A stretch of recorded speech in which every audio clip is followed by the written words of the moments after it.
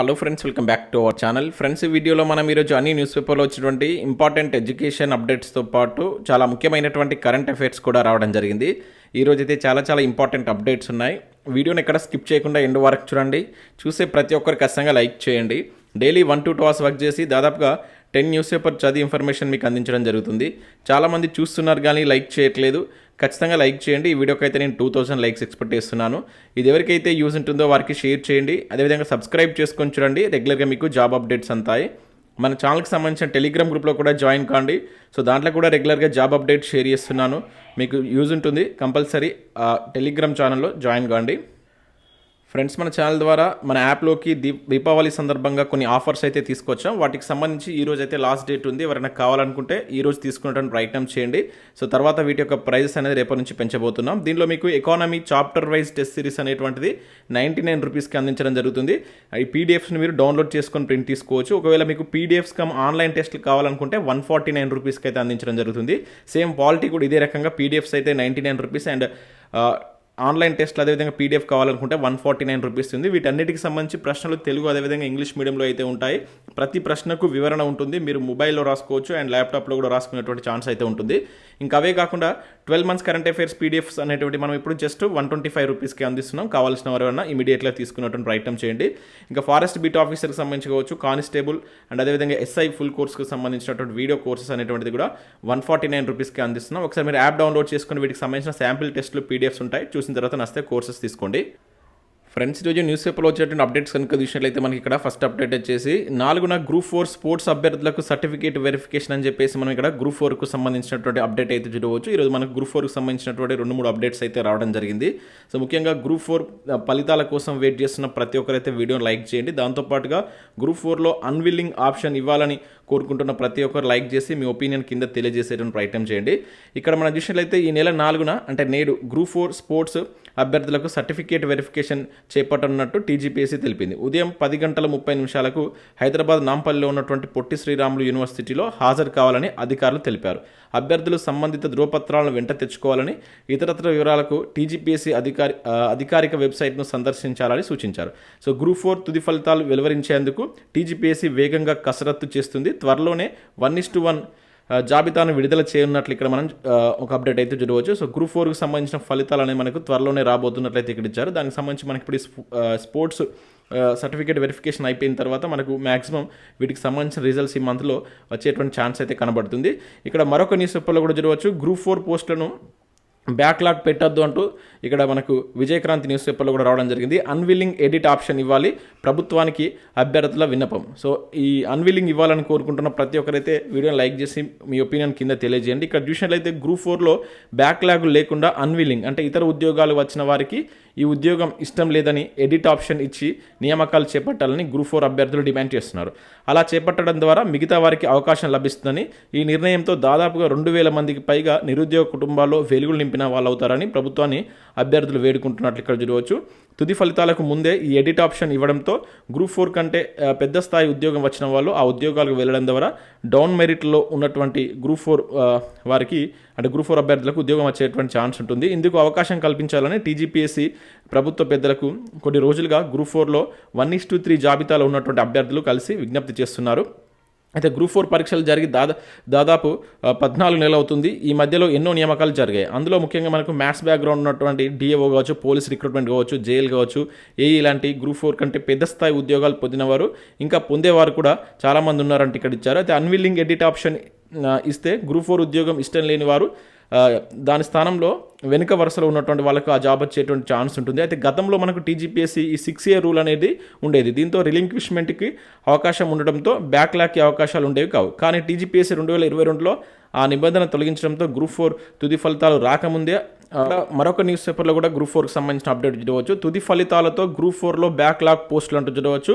Final ఫలితాల కంటే ముందే అన్విల్లింగ్ ఆప్షన్ ఇవ్వాలంటున్న మెరిట్ అభ్యర్థులు ఆ ఆప్షన్ లేకపోతే 3000కు పైగా బ్యాక్లాగ్లు మిగిలే ప్రమాదం అంటూ ఇక్కడ మనకు వార్తా న్యూస్ పేపర్లో కూడా సేమ్ అప్డేట్ అయితే రావడం జరిగింది. ముఖ్యంగా అన్విల్లింగ్ ఆప్షన్ ఇవ్వాలని చెప్పేసి అభ్యర్థులు కోరుతున్నట్లుగా దీనిలో అయితే ఇన్ఫర్మేషన్ ఉంది. ఇక నెక్స్ట్ అప్డేట్ కనుక చూసినట్లయితే నేడు టెట్ నోటిఫికేషన్ అంటూ మనకి ఈనాడు న్యూస్ పేపర్లో ప్రధాన వార్తగా అయితే ఇది రావడం జరిగింది. జనవరిలో ఆన్లైన్ విధానంలో పరీక్షలు అని చెప్పేసి ఇక్కడ ఇచ్చారు. ఇక్కడ చూసినట్లయితే ఉపాధ్యాయ అర్హత పరీక్ష టెట్ నోటిఫికేషన్ సోమవారం జారీ కానుంది. సో పాఠశాల విద్యాశాఖ అందుకు పూర్తి ఏర్పాట్లు చేసింది. ఏటా 2 సార్లు టెట్ నిర్వహిస్తామని ప్రభుత్వం గతంలో పేర్కొంది. ఈ సంవత్సరం మే 20వ తేదీ నుంచి జూన్ 2 వరకు ఆన్లైన్లో పరీక్షలు నిర్వహించిన సంగతి తెలిసిందే. సో రెండో టెట్కు నవంబర్లో నోటిఫికేషన్ జారీ చేసి జనవరిలో పరీక్షలు జరుపుతామని ఆగస్టులో మనకు జాబ్ క్యాలెండర్ విడుదల చేసినటువంటి సమయంలో ప్రభుత్వం వెల్లడించినట్లు ఇక్కడ ఇవ్వడం జరిగింది. సో ఈ క్రమంలో సోమవారం నోటిఫికేషన్ జారీ చేసేందుకు పాఠశాల విద్యాశాఖ అధికారులు కసరత్తు పూర్తి చేశారు. జనవరిలో ఆన్లైన్లో పరీక్షలు నిర్వహిస్తారు.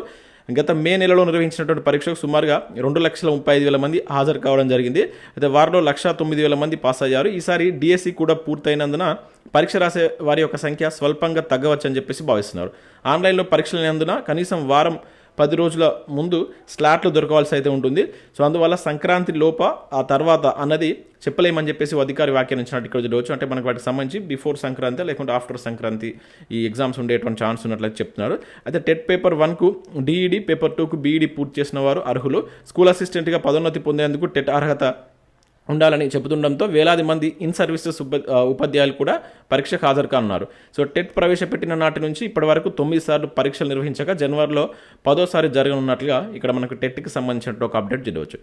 కనుక చూసినట్లయితే జాబ్ క్యాలెండర్ అమలుకు త్వరలో నిర్ణయం అంటే ఇక్కడ ఒక అప్డేట్ చదవచ్చు. ఎమ్మెల్సీ కోదండరామ్ అని చెప్పేసి ఇక్కడ ఇచ్చారు. పీవీ జిల్లా సాధనకు నా వంతు కృషి చేస్తా అని చెప్పేసి ఇక్కడ ఒక అప్డేట్ అయితే చదవచ్చు. ఇక్కడ చూసినట్లయితే కాంగ్రెస్ ప్రభుత్వం నిరుద్యోగుల పట్ల స్పష్టమైనటువంటి వైఖరితో ఉందని, వారికి కొన్ని రోజుల క్రితమే సీఎం జాబ్ క్యాలెండర్ విడుదల చేశారని, వాటి అమలుకు కూడా త్వరలోనే నిర్ణయం తీసుకుంటామని చెప్పేసి ఇక్కడ టీజేఎఫ్ వ్యవస్థాపక అధ్యక్షుడు ఎమ్మెల్సీ కోదండరాం పేర్కొన్నట్లు ఇక్కడ చూడవచ్చు. ఆదివారం హుజరాబాద్లో జరిగినట్టు ఒక కార్యక్రమంలో ఈ ప్రకటన చేసినట్లు ఇక్కడ మనం ఒక అప్డేట్ అయితే చూడవచ్చు. ఇక నెక్స్ట్ ఇక్కడ జైలు ఉద్యోగాలకు సంబంధించిన అప్డేట్ కూడా చూడవచ్చు. త్వరలో కాలేజీలకు కొత్త లెక్చరర్స్ అని చెప్పేసి ఇక్కడ ఇచ్చారు. నియామక పత్రాల అందజేతకు కసరత్తు. త్వరలోనే ప్రభుత్వ జూనియర్ కాలేజీలకు కొత్త సార్లు రాబోతున్నారు. ఇందుకు అనుగుణంగా రాష్ట్ర ప్రభుత్వం చర్యలు చేపట్టింది. త్వరలోనే వీరికి నియామక పత్రాలు అందజేసేందుకు కసరత్తు చేస్తున్నారు. రాష్ట్రంలోని చాలా కాలేజీల్లో సరిపడా అధ్యాపకులు లేరు. దీంతో విద్యార్థులకు నాణ్యమైనటువంటి విద్య అందడం లేదు. కొన్ని సబ్జెక్టులకు లెక్చరర్స్లే లేని పరిస్థితి జిల్లాలో ఉంది. అయితే ప్రభుత్వ జూనియర్ కాలేజీల్లో ఖాళీగా ఉన్నటువంటి 1392 లెక్చరర్ పోస్టుల భర్తీకి మనకు 2022లో టీజీపీఎస్సీ నోటిఫికేషన్ జారీ చేసింది. నేడు సెప్టెంబర్, అక్టోబర్ మాసాల్లో రాత పరీక్షలు కూడా నిర్వహించారు. అయితే ఇటీవల టీజీపీఎస్సీ ఫలితాలను విడుదల చేసింది. సో సబ్జెక్టుల వారీగా అభ్యర్థులకు సర్టిఫికేట్ వెరిఫికేషన్ కూడా పూర్తి చేశారు. సో తుది ఫలితాలు ప్రకటించి నియామక పత్రాలు అందించవలసి అయితే ఉంది. రాష్ట్రంలో మొత్తం 5,395 జేఎల్ పోస్టులు మంజూరు కాగా ప్రస్తుతం 3,671 మంది మాత్రమే లెక్చరర్స్గా పనిచేస్తున్నారట. తాజాగా 1392 పోస్టులు భర్తీతో ప్రభుత్వ జూనియర్ కాలేజీల్లో అధ్యాపకుల కొరత తీరనున్నట్లు ఇక్కడ మనకు జేఎల్కి సంబంధించి ఒక అప్డేట్ చూడవచ్చు. ఇంకా నెక్స్ట్ విషయం అయితే నోటిఫికేషన్ లేకుండా ఉద్యోగాల భర్తీ అంటే ఇక్కడ ఒక అప్డేట్ రావడం జరిగింది. ప్రభుత్వ మెడికల్ కళాశాలలో గుట్టుగా ల్యాబ్ టెక్నీషియన్ రిక్రూట్మెంట్ ఆలస్యంగా వెలుగులోకి అంటే ఇక్కడ చూడవచ్చు. ఇక్కడ చూసినట్లయితే మనకు ఇది కరీంనగర్ జిల్లాకు సంబంధించి ప్రభుత్వ శాఖల్లో ఏ ఉద్యోగ భర్తీ అయినా ఏ ఉద్యోగ భర్తీ చేయాలనుకున్నా నోటిఫికేషన్ తప్పనిసరి. కానీ కరీంనగర్ ప్రభుత్వ మెడికల్ కళాశాలకు మాత్రం ఈ నిబంధన వర్తించినట్టుంది. సో 2 ల్యాబ్ టెక్నీషియన్ పోస్టులను గుట్టుగా భర్తీ చేసిన విషయం వెలుగులోకి వచ్చినట్లు ఇక్కడ చూడవచ్చు. దానికి సంబంధించి కూడా ఇక్కడ మనకి ఇచ్చారు. ఇక నెక్స్ట్ చూసినట్లయితే మనకి ఈనాడు ఇక్కడ వెలుగు సక్సెస్లో పార్లమెంటరీ వ్యవస్థకు సంబంధించిన ఒక ఆర్టికల్ ఇచ్చారు. అండ్ ఈనాడు ప్రతిభలో కనుక చూసినట్లయితే సో ఇక్కడ కనీస మద్దతు ధరకు సంబంధించి ఇవ్వడం జరిగింది. చాలా ఇంపార్టెంట్ ఆర్టికల్. ఒకసారి దీన్ని చూడండి. మనకు ఎకానమీలో ఇక్కడ నుంచి బిట్ ఎక్స్పెక్ట్ చేయవచ్చు. సో ఎంఎస్పీకి సంబంధించి మనకి ఎక్కువగా వార్తల్లో ఉంటుంది. దానికి చట్టబద్ధత ఇవ్వాలని చెప్పేసి కూడా ఫైట్ చేస్తున్నారు రైతులు. సో ఈ నేపథ్యంలో మనకు అంతకుముందు వచ్చినటువంటి చట్టాలకు సంబంధించి అంటే వాటిని క్యాన్సిల్ చేసిన చట్టాలు కావచ్చు, ఎంఎస్పీ విధానం అనేది మన దగ్గర ఎట్లా ఉంది అనేది ఒకసారి మీరు అగ్రికల్చర్ చాప్టర్లో భాగంగా దీన్ని క్లియర్గా చూసేటువంటి ప్రయత్నం చేయండి. ఇంకా నెక్స్ట్ చూసినట్లయితే ఇక్కడ ఇవి మనకు వివిధ న్యూస్ పేపర్లో వచ్చినటువంటి ముఖ్యమైనటువంటి education updates. Next current affairs చూద్దాం. చాలా ఇంపార్టెంట్ కరెంట్ అఫేర్స్ ఉన్నాయి. స్కిప్ చేయకుండా చూడండి. ఖచ్చితంగా లైక్ చేయండి. చాలా తక్కువ మంది వీడియోని లైక్ చేస్తున్నారు. మీకు గత 5 years నుంచి మనం ఎడ్యుకేషన్ అప్డేట్స్ అదేవిధంగా కరెంట్ అఫేర్స్ 2 కలిపి అయితే అందిస్తున్నాం. మీ నుంచి సపోర్ట్ ఉండాలి. ప్రతి ఒక్కరు లైక్ చేసి మీ మిత్రులకు షేర్ చేసేటువంటి ప్రయత్నం చేయండి. మనం ఇక్కడ ఫస్ట్ కరెంట్ అఫేర్ చూసినట్లయితే హైదరాబాద్ వేదికగా ప్రపంచ తెలుగు సమాఖ్య మహాసభలు అని చెప్పేసి ఇక్కడ చూడవచ్చు. సో వచ్చే జనవరి 3 నుంచి 5 వరకు హైటెక్ సిటీలో అంటే ఇక్కడ ఇవ్వడం జరిగింది. సో అంతర్జాతీయ తెలుగు మహాసభలకు హైదరాబాద్ మరోసారి వేదిక కానుంది. సో వచ్చే ఏడాది జనవరి 3 నుంచి 5 వరకు మనకు హైటెక్ సిటీలో ఉన్నటువంటి హెచ్ఐసిసి కాంప్లెక్స్ నోవాటెల్ కన్వెన్షన్లో జరగనున్నట్లు దానికి సంబంధించి ఇక్కడ మనకు ఒక ప్రకటన చేసినట్టు ఇక్కడ చూడవచ్చు. ఇక్కడ చూసినట్లయితే 12వ ద్వైవార్షిక మహాసభలను ఈసారి హైదరాబాద్లో నిర్వహించనున్నట్లు సమైక్య అధ్యక్షుడైనటువంటి విఎల్ ఇందిరా దత్ తెలిపినట్లు ఇక్కడ చూడవచ్చు. ఇక్కడ మనం గుర్తుంచుకోవాల్సింది ఏంటంటే సో నెక్స్ట్ జనవరి 3 నుంచి 5 వరకు ప్రపంచ తెలుగు మహాసభలు అనేటువంటి హైదరాబాద్ వేదికగా జరగబోతున్నాయి. సో నేరుగా బిట్ అడగడానికి ఛాన్స్ ఉంటుంది వేదికలకు సంబంధించి. సో గుర్తుంచుకోండి ఇది. ఇంకా నెక్స్ట్ గణతంత్ర వేడుకలకు ముఖ్య అతిథిగా ఇండోనేషియా అధ్యక్షుడు అంటే ఇక్కడ చూడవచ్చు. సో వచ్చే ఏడాది జనవరిలో జరిగేటువంటి భారత గణతంత్ర వేడుకలకు ముఖ్య అతిథిగా ఇండోనేషియా అధ్యక్షుడు ప్రభావో సుబియాంటోను ఆహ్వానించనున్నారు. సో ఆయన పేరు నిర్ధారణ అయితే భారత గణతంత్ర వేడుకల్లో ఇండోనేషియా నేతలు పాల్గొనడం ఇది 4వసారి అవుతుందని చెప్పేసి ఇక్కడ చూడవచ్చు.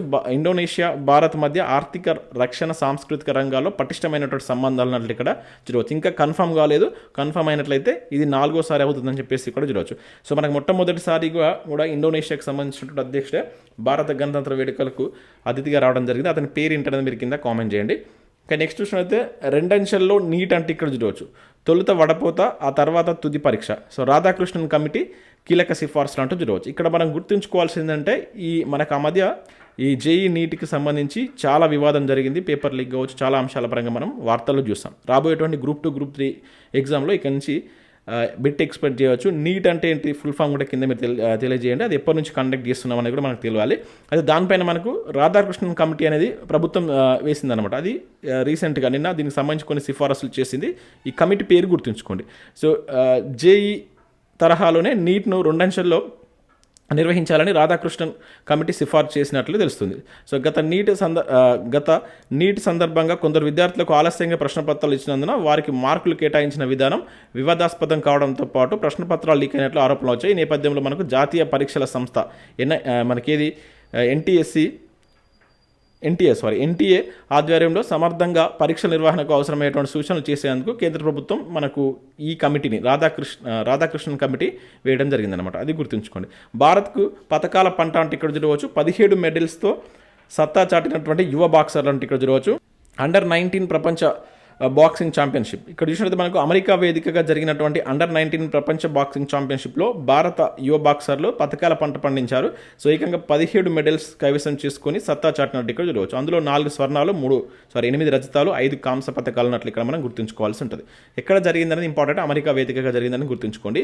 ఇక బీసీ కులగణనకు ప్రత్యేక కమిషన్ అంటే ఇక్కడ చూడవచ్చు. సో ప్రభుత్వ నిర్ణయం, తక్షణమే ఏర్పాటుకు ఆదేశం. చైర్మన్ సహా 3 సభ్యులు నేడు నియామకం. సీఎం రేవంత్ ఆదేశం. హైకోర్టు తీర్పు నేపథ్యంలో నిర్ణయం అంటే ఇక్కడ చూడవచ్చు. మనం చూసాం రీసెంట్గా యాక్చువల్గా బీసీ కమిషన్కే దీన్ని అప్పచెప్పాలని చెప్పేసి ప్రభుత్వం చూసింది. అయితే అట్లా కాకుండా కంపల్సరీ బీసీకి సంబంధించి బీసీ కమిషన్కు ఇట్లా బీసీ కులగణ చేసేటువంటి అధికారం ఉండదు, దానికి ప్రత్యేక కమిషన్ వేయాలని చెప్పేసి మనకు హైకోర్టు తీర్పు ఇచ్చిన నేపథ్యంలో కమిషన్ ఏర్పాటు చేయబోతున్నట్లు ఇక్కడ మనం చూడవచ్చు. సో మీరు ఇక్కడ రాజ్యాంగ పరంగా రిజర్వేషన్లకు సంబంధించి కావచ్చు, బీసీ ఎస్సీ కమిషన్లకు సంబంధించి ఈసారి బిట్టు మనం 100% ఎక్స్పెక్ట్ చేయవచ్చు. నాకు ఈ వీక్లో వచ్చినటువంటి కొన్ని ఇంపార్టెంట్ కరెంట్ అఫైర్స్ ఇక్కడ రివిజన్ చేద్దాం. సో ప్రధానమంత్రి ఆర్థిక సలహా మండలి చైర్మన్, ప్రముఖ ఆర్థికవేత్త వివేక్ దేబ్రాయ్ నవంబర్ 1న మరణించడం జరిగింది. వివేక్ 2017 సెప్టెంబర్ నుంచి ప్రధాన ఆర్థిక మండలికి చైర్మన్గా అయితే ఉన్నారు. 2019 వరకు నీతి ఆయోగ్ సభ్యుడిగా కూడా వివరించినట్టు ఇక్కడ చూడవచ్చు. ఆర్థిక శాస్త్రంలో వివేక్ చేసినటువంటి సేవలకు 2015లో కేంద్రం ఆయన్ని పద్మశ్రీ తోటి కూడా సత్కరించినట్టు ఇక్కడ చూడవచ్చు. ఇక అయితే బంధన్ బ్యాంకు కొత్త ఎండీ, అదేవిధంగా సీఈఓగా పార్థ ప్రతిమ్ సేన్ గుప్తా అనేటువంటి వ్యక్తి నియమితులు కావడం జరిగింది. గుర్తుంచుకుంటే నేరుగా అడుగుతారు నియామకాలకు సంబంధించి, దేనికి సంబంధించి ఎవరు. ఇక స్థూల జీఎస్టీ వసూలు ఈ ఏడాది అక్టోబర్లో 1.87 లక్షల కోట్లుగా నమోదైంది. సో గత ఏడాది అక్టోబర్లో వసూలైనటువంటి 1.72 లక్షల కోట్లతో పోలిస్తే ఇది 9% అధికమంట. సో జీఎస్టీ అమల్లోకి వచ్చాక 2024 ఏప్రిల్లో వసూలైనటువంటి 2.10 లక్షల కోట్లు ఇప్పటి వరకు అత్యధికం. ఇది ఇంపార్టెంట్ అంటే అడగడానికి ఛాన్స్ ఉంటుంది ఎగ్జామ్లో. ఇప్పటి వరకు మనకు వసూలైనటువంటి ఎప్పుడంటే 2024 ఏప్రిల్ అని గుర్తుంచుకోండి. ఇది గుర్తుండాలి మనకు. నేరుగా అడగవచ్చు. ఆల్రెడీ మీకు నేను ఎకానమీ కరెంట్ అఫైర్స్లో భాగంగా చెప్పాను. Last 6 months economy current affairs భాగంలో మనం ఏప్రిల్ కంటే బిఫోర్ వీటికి సంబంధించి చూస్తాం. ఆల్రెడీ మనం ఈరోజు పాలిటిక్స్ సంబంధించి కూడా ఒక వీడియో వస్తుంది. 6 మంత్స్ సంబంధించి కంప్లీట్ అయిపోతుంది. తర్వాత ఎకానమీకి సంబంధించి కూడా మీకు అందించడం జరుగుతుంది. ఇక నెక్స్ట్ ఈ ఆర్థిక సంవత్సరం 2024-25లో తొలి 6 నెలల్లో ద్రవ్యలోటు పూర్తి ఆర్థిక సంవత్సరం లక్ష్యంతో 29.4% చేరినట్లు ప్రభుత్వ గణాంకాలు పేర్కొన్నాయి. సో సెప్టెంబర్ చివరి నాటికి ద్రవ్యలోటు 4,74,520 కోట్లుగా నమోదైంది. 2023-24లో తొలి 6 నెలల్లో ద్రవ్యలోటు బడ్జెట్ అంచనాల్లో 39.3% నమోదైంది. ఇది గుర్తుంచుకోండి. దాంతోపాటు ఇక్కడ మనకి ఏంటంటే ప్రస్తుత ఆర్థిక సంవత్సరంలో ద్రవ్యలోటు జీడీపీలో 4.9% పరిమితం చేయాలని ప్రభుత్వం ఇది కేంద్ర బడ్జెట్లో అంచనా వేసినట్టు ఇక్కడ చూడవచ్చు. ఇది ఆల్రెడీ మీకు నేను బడ్జెట్లో భాగంగా చెప్పాను. చాలా ఇంపార్టెంట్. యాక్చువల్లీ ఈసారి మనకు లాస్ట్ ఇయర్ ఏంటి 5.6 ఉండేది, దీన్ని ఇప్పుడు 4.9కు తగ్గించాలని చెప్పేసి ప్రభుత్వం చూస్తున్నట్లు గుర్తుంచుకోండి. ఓకేనా, ద్రవ్య లోటు అనేది ఈసారి మనం ఎక్స్పెక్ట్ చేయవచ్చు వీటికి సంబంధించి బిట్. సో ఇవి మనకు వివిధ న్యూస్ పేపర్లో వచ్చినటువంటి ముఖ్యమైనటువంటి కరెంట్ అఫైర్స్, అదేవిధంగా ఎడ్యుకేషన్ అప్డేట్స్. వీడియో చూసిన ప్రతి ఒక్కరు కంపల్సరీ లైక్ చేయండి. చూస్తున్నారు కానీ లైక్ చేయట్లేదు, ఖచ్చితంగా లైక్ చేసి మీ మిత్రులకు షేర్ చేయండి. యాప్ డౌన్లోడ్ చేసుకోండి, ఆఫర్స్ ఇది ఒకటే రోజు ఉంటాయి. కావాల్సిన వారు యాప్ డౌన్లోడ్ చేసుకొని సో ఇమీడియట్గా కోర్సెస్ తీసుకునేటువంటి ప్రయత్నం చేయండి. Thanks for watching. Thank you.